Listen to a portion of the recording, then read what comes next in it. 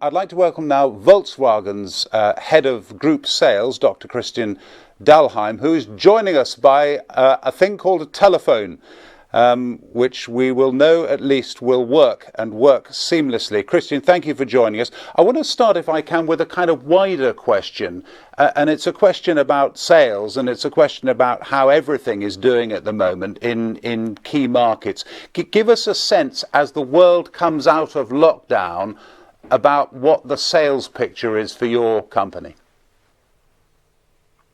Yeah, thank you, and then welcome everyone. I understood due to some technical difficulties we have to stick to phone. So thanks for having me. So what do we see globally? It's probably a picture in different ways. So you see China, which has been most heavily hit. China is actually pretty much back to normal, or for our specific numbers, actually above previous years. So all factories are running at full capacity. China is pretty much where it was last year, or even slightly better regarding our numbers. Europe obviously is still hard hit. You can say we're running in May at about 50% of typical sales compared to previous year, and we're now in June hopefully approaching about 70 to 75% about typical levels. And then the most hard hit area is probably South America, where we see a longer downturn. While there are more dealers open, obviously the region is particularly hard hit by the epidemic and such, and therefore the sales are depressed. Are we going to see consolidations in the industry now? Is that the blunt fact that we're looking at?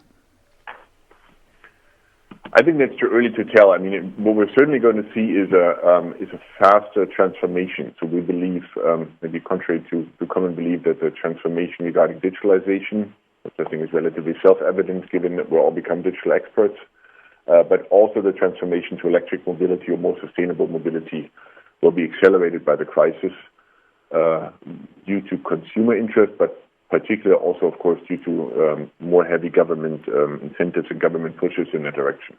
Yeah. I mean, we are aware, not just in the auto industry, but across the board, what these crises do sometimes is push things to happen faster than they were already happening, but they were already happening. And when you think of electric vehicles, and we've brought it up a couple of times, it's been mentioned a couple of times before today, does the lockdown, do you think, and the experience that people have had, and I'm thinking now of actually the experience of consumers and potential consumers, of customers, of fresh air, of a new way of travelling, etc., etc. Do you think lockdown has made EVs, has speeded the move towards EVs? Yeah, I think the very short answer to your question would be yes, absolutely. Maybe to go in more details, yes, I think the perception of cleaner air, which, for example, the biggest difference you probably see in countries like China, has certainly raised the awareness for sustainable mobility. And secondly, I think the governments on all areas, in particular in Europe, are more willing now to really transform the industry and invest into greener technologies. So that will certainly accelerate. And at the end of the day, most consumers are actually absolutely willing. About half of our consumers are willing to drive an electric car. The biggest hurdle has been infrastructure. And if that problem is addressed and solved, then we think that transition can be accelerated. And last point, of course, individual mobility in itself, electric or non-electric, has become more important. The people have started to realize that individual mobility at the end of the day is not as bad as it's sometimes been discussed. Huh.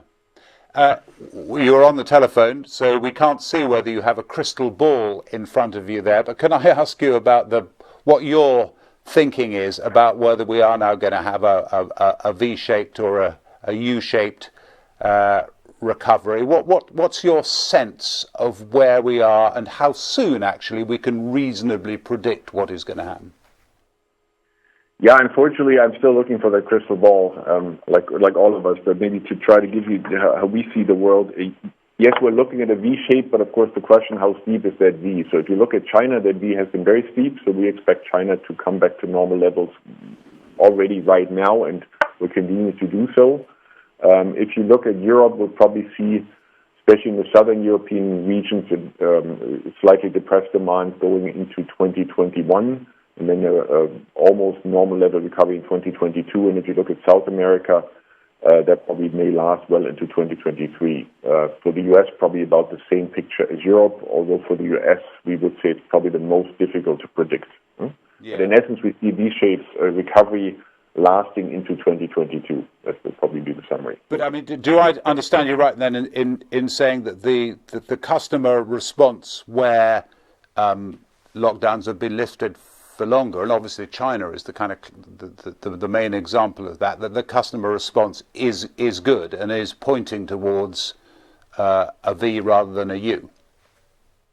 It is. I mean, if you look at sales figures, look, we've been down about 75 to 80% in April. If you look at the European figures, we're most hardest in the UK, even further down. And since then, we're almost doubling every month. So in May we've been minus 50%, in June we're minus 25%. And if you look at order entries in some areas, we're actually approaching to levels that are close to previous year. To be seen if that is sustainable, that of course depends on any second infection waves, but so far we see very encouraging signs of demand recovery once the dealers reopen. Yeah, and of course that then has an impact on OEMs and on employment in the wider industry. Absolutely.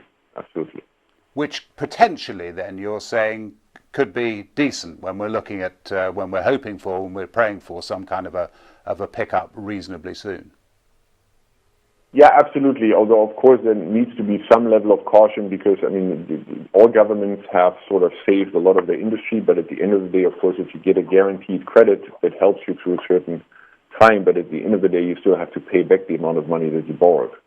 So we do expect a certain economic impact that will last longer than the next few months.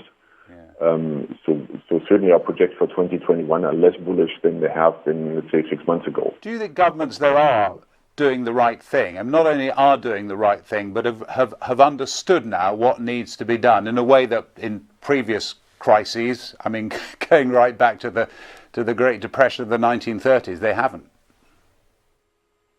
Yeah, we believe that on a general scale, we're very satisfied with the way the governments have reacted, and I think they've done across Europe, have taken the right measures to safeguard the industry, to safeguard employment, and use the tools that are available. Having said that, of course, it will not be possible to completely wipe out the effect of this crisis. But yes, in general, I would say the governments have reacted in an appropriate fashion from our point of view. Dr. Dahlheim, very good to talk to you. Thank you so much